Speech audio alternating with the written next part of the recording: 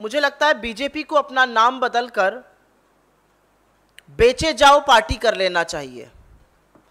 और ये कारण है कि हम इसको बेचे जाओ पार्टी बुला रहे हैं।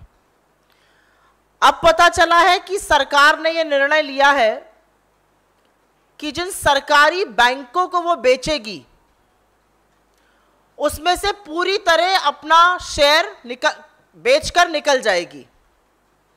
ये वो सरकारी बैंक हैं जिसमें पहले 51% होना चाहिए था, फिर ये बात हुई कि 26% स्टेक हो। अब ये बात है कि सरकारी बैंकों को पूरी तरह बेच दो। ये एक नया अध्याय है रेकलेस प्राइवेटाइजेशन, अंधाधुंध निजीकरण में। लेकिन ये जो परंपरा है बेच डालो, सेल लगा दो, फायर सेल लगती है वो कर दो, इंडिया ऑन सेल कर दो, बेचे जाओ पार्टी की ये जो परंपरा है ये उसके डीएनए का पार्ट बनता जा रहा है।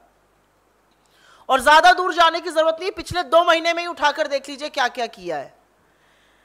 इस देश के हर व्यक्ति को किसी चीज पर विश्वास हो ना हो, एलआईसी पे विश्वास जरूर होता है। और उसकी लाइन भी है, जिंदगी के बाद भी, जिंदगी के साथ भी। एलआईसी जैसे ऑर्गेनाइजेशन का गलत लिस्टिंग करना, गलत समय पर लिस्टिंग करना का यह परिणाम है कि एलआईसी की वैल्यू का करीब $18 बिलियन समाप्त हो चुका है, नष्ट हो चुका है। यह उसके वैल्यूएशन का 1/3 हिस्सा है। इसका जवाब कौन देगा? इतने बड़े संस्थान का जिस पर इस देश के लोग विश्वास करते हैं, उसका इस तरह का मूल्यांकन करके इस तरह से विनाशकारी आईपीओ लाके आपको क्या मिला? $18 बिलियन का लॉस है। यह भी सच है कि पिछले 2 महीने में मजबूरन सरकार को अपना ये जो रेकलेस प्राइवेटाइजेशन था, ये जो अंधाधुंध निजीकरण था, इसको रोकना पड़ा। मैं 4 चीजों का नाम यहां पर लूंगी, बीपीसीएल, कॉनकोर, पवन हंस और सेंट्रल इलेक्ट्रॉनिक्स लिमिटेड। बीपीसीएल की बिक्री क्यों रोकी गई? ये नवरत्ना है, इसमें से कुछ महारत्ना कंपनीज हैं। और आपकी जानकारी के लिए बता दूं, ये वो कंपनीज हैं जो प्रॉफिटेबल हैं, ये मुनाफा कमाती हैं, ये स्ट्रेटेजिक हैं, ये जरूरी है इस देश के लिए। ऐसी कंपनियों को बेचा जा रहा है।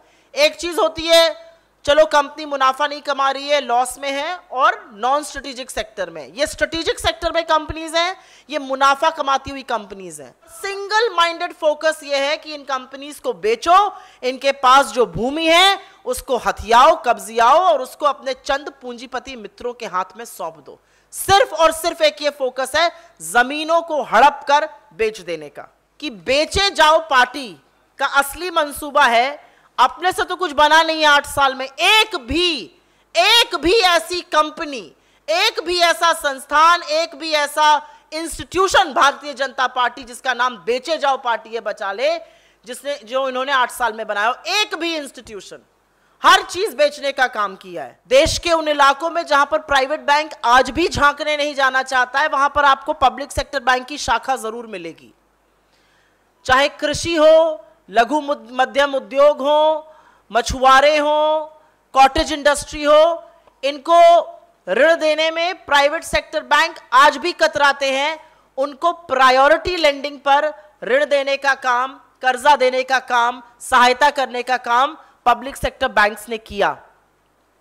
पिछड़े क्षेत्रों के विकास में इन्होंने मदद करी फंड्स देकर।